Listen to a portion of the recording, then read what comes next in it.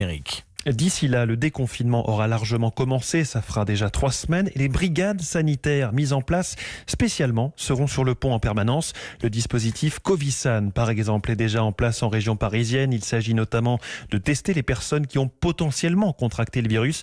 Pour Europe 1, Victor Delande a pu suivre l'une des séances de formation des volontaires hier à Paris.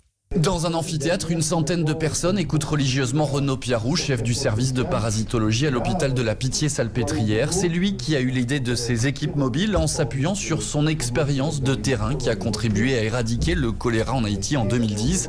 Et pour que ce dispositif marche en France, il faut selon lui bien accompagner les patients. Ils sont là pour faire en sorte que les personnes susceptibles d'avoir été contaminées se signalent. Donc c'est une histoire de confiance. Après la théorie, la pratique, ici on prépare des kits pour aller tester les gens à domicile. Des gants, des surblouses pour qu'ils puissent se protéger, des lunettes de protection.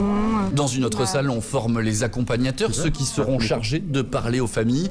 Parmi les bénévoles, des étudiants, des retraités, des chômeurs. Sarah, elle, est chef de projet en informatique. C'était juste la volonté d'aider et de donner un coup de main dans cette crise à son échelle, à son niveau. J'étais pas médecin, j'étais pas infirmière, donc j'ai cherché comment je pouvais aider autrement. Camille est étudiante en orthophonie. Après 5 heures de formation, elle sait comment elle devra aborder les familles. Faire attention aux cultures de chacun, respecter justement les choix de chacun, tout en aidant au maximum en fait le patient à s'orienter et trouver les meilleures solutions, pas contre lui mais avec lui. Ils sont plus de 600 à avoir reçu cette formation, tous déjà prêts à aller sur le terrain pour tester la population.